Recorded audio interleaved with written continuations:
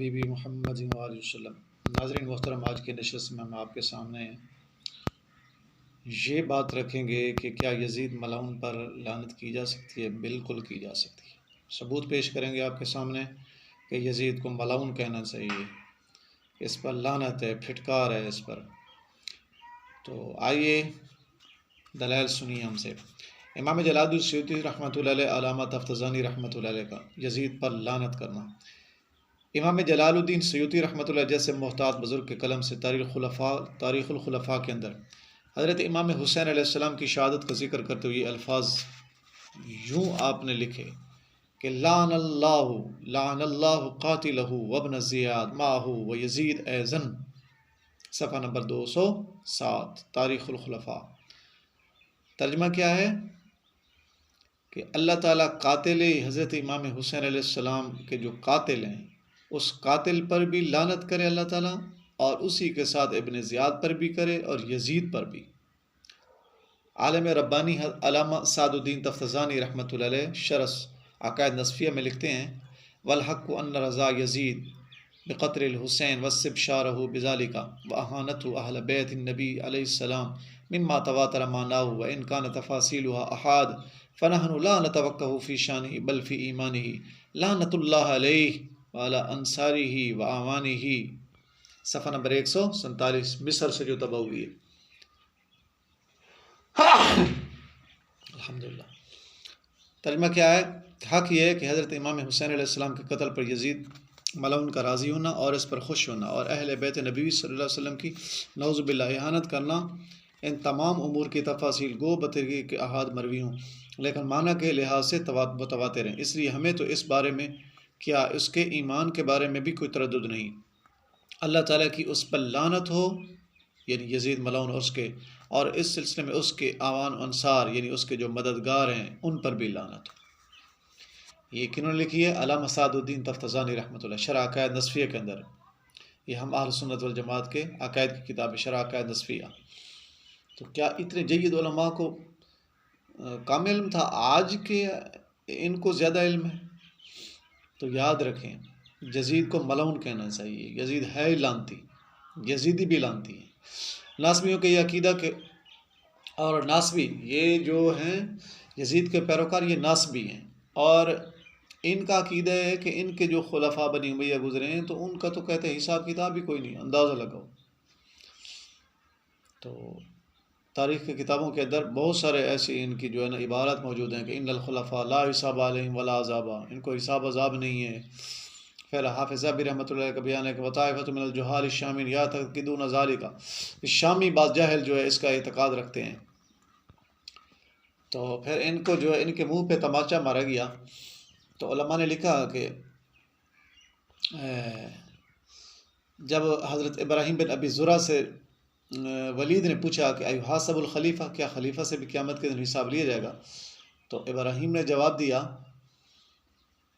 امیر المومنین اللہ تعالیٰ کے رضی آپ زیادہ مکرم ہیں یہ حضرت داؤد علیہ نبینا علیہ الصلوۃ والسلام، یعنی حضرت ابراہیم بن ابی زرع رحمۃ اللہ علیہ نے اس ولید کو کہا، فرمایا کہ اللہ تعالیٰ نے ان کو نبوت خلافت دونوں عطا فرمانے کے بعد یہ وعید بھی سنائی کہ یا داؤد انا جعلناک خلیفۃ فی الارض فاحکم بین الناس بالحق ولا تتبع الہوی فیضلک عن سبیل اللہ ان الذین یضلون عن سبیل اللہ لہم عذاب شدید بما نسوا یوم الحساب۔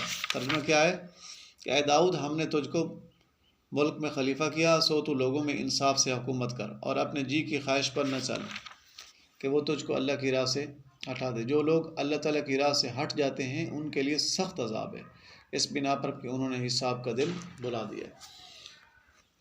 تو دیکھیں ان ناسبیوں کے منہ پر کیسا تماچا جو ہے رسید ہوا۔ اور پھر دیکھیں کہ حضرت امام احمد بن حنبل رحمۃ اللہ کی تصریح ہے کہ یزید ملعون ہے۔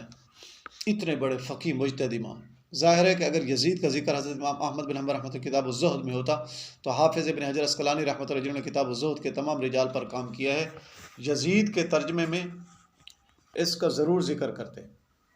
یزید سے روایت کے بارے میں تو حضرت امام احمد بن حنبل رحمۃ اللہ نے جو رائے ظاہر کی ہے وہ آپ کی نظر کے سامنے ہے۔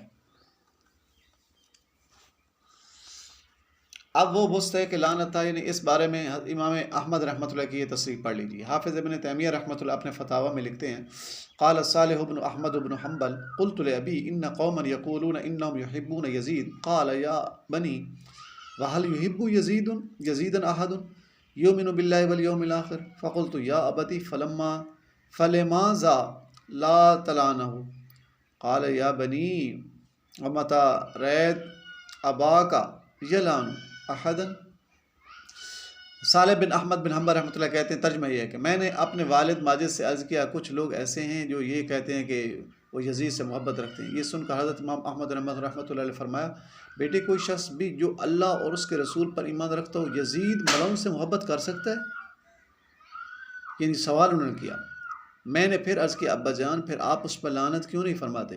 آپ نے جواب دیا کہ بیٹا تم نے اپنے باپ کو کسی پر لعنت کرتے ہوئے کب دیکھا ہے؟ یعنی حضرت امام احمد بن حنبل رحمۃ اللہ فرمایا یوں نہیں فرمایا کہ لعنت نہیں کی جائے، بلکہ فرمایا کہ میں نے لعنت کرتے ہوئے مجھے تم نے دیکھا نہیں ہے، اگر میں لعنت کرتا ہوتا تو اس پر لازمن کرتا۔ تو آگے آ رہی ہے بات، حضرت امام احمد بن حنبل رحمۃ اللہ فرمایا کہ اس شخص اس یزید پہ لعنت کیوں نہ کی جائے جس پہ اللہ کا قرآن لعنت کر رہا ہے۔ آ رہا ہے سامنے، آپ کے سامنے ابھی آئے گا۔ اس روایت میں امام ممدوح رحمۃ اللہ نے یہ نہیں فرمایا کہ اس پر لعنت نہیں کرنی چاہیے، بلکہ اپنے عمل کو بتلا دیا کہ میں کسی پر لعنت نہیں کیا کرتا۔ مگر دوسری روایت میں جس کو قاضی ثناء اللہ سے پانی پتی رحمۃ اللہ نے تفسیر مظہری میں نقل فرمایا ہے، توجہ کریں، اس کے مستحق لعنت ہونے کی صاف تصریح فرما دی۔ یہ روایت حسب ذیل ہے۔ قال ابن جوزی انہ روى القاضی ابو یعلا فی کتابی جو ہے یہ کتاب ہے اس کا نام ہے بسندی ان صالح بن احمد بن حنبل انه قال قلت لابی یا ابت یزعم بعض الناس انا نحب یزید بن معاویہ فقال احمد یا بنی هل يسوغ لمن يؤمن بالله ايحب يزيد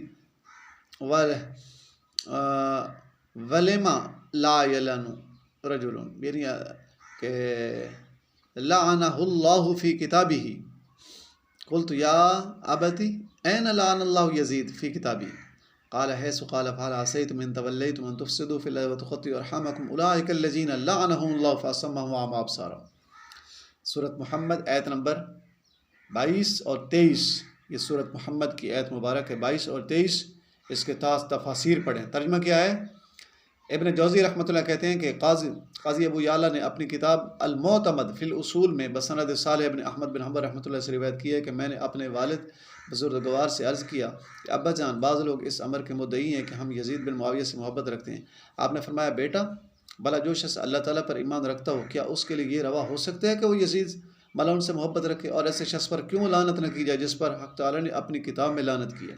میں نے عرض کیا ابا جان اللہ تعالیٰ نے اپنی کتاب میں یزید ملعون پر کہاں لعنت فرمائی ہے؟ فرمایا جہاں یہ ارشاد ہو رہا ہے پھر تم سے یہ بھی توقع ہے فَهَلْ عَصَيْتُمْ إِن تَوَلَّيْتُمْ، یہاں ترجمہ اس آیت مبارکہ، پھر تم سے یہ بھی توقع ہے کہ اگر تم کو حکومت مل جائے تو خرابی ڈالو ملک میں اور قطع کرو اپنی قرابتیں۔ ایسے لوگ ہیں جن پر لعنت کی اللہ تعالیٰ نے، اولئک الذین لعنہم اللہ، جن پر لعنت کی اللہ تعالیٰ نے، پھر کر دیا ان کو بہر اور اندھی کر دی ان کی آنکھیں۔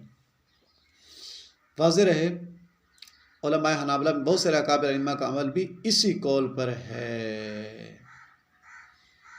چنانچہ حافظ ابن کثیر رحمۃ اللہ البدایہ والنہایہ میں جہاں واقع ہرہ کے سلسلے میں حدیثوں کا ذکر کیا جن میں یہ مضمون آتا ہے کہ ان لوگوں پر اللہ تعالیٰ کی لعنت ہے جو اہل مدینہ کو ظلم خوف میں مبتلا کریں، وہاں ان کو بیان کر کے فرماتے ہیں اس حدیث سے اور اس جیسی دوسری حدیثوں سے ان حضرات نے استدلال کیا ہے کہ جن کی رائے یہ کہ یزید بن معاویہ پر لعنت کرنے کی اجازت ہے۔ ٹھیک ہے نا جی؟ تو حضرت امام احمد بن حنبل رحمۃ اللہ علیہ سے بھی ایک روایت میں یہی وارد ہے، اور اسی کو خلال ابو بکر عبدالعزیز قاضی ابو یعلا اور ان کے صاحبزادے قاضی ابو الحسین نے اختیار فرمایا، اور حافظ ابو الفرج ابن جوزی رحمۃ اللہ ایک مستقل تصنیف اس کے بارے میں لکھ کر اسی روایت کی تائید کی اور یزید پر لعنت کرنے کو جائز بتلایا ہے۔ یعنی علامہ ابن جوزی رحمۃ اللہ نے تو مستقل کتاب لکھی ہے کہ یزید ملعون ہے، اس پر لعنت کی جائے۔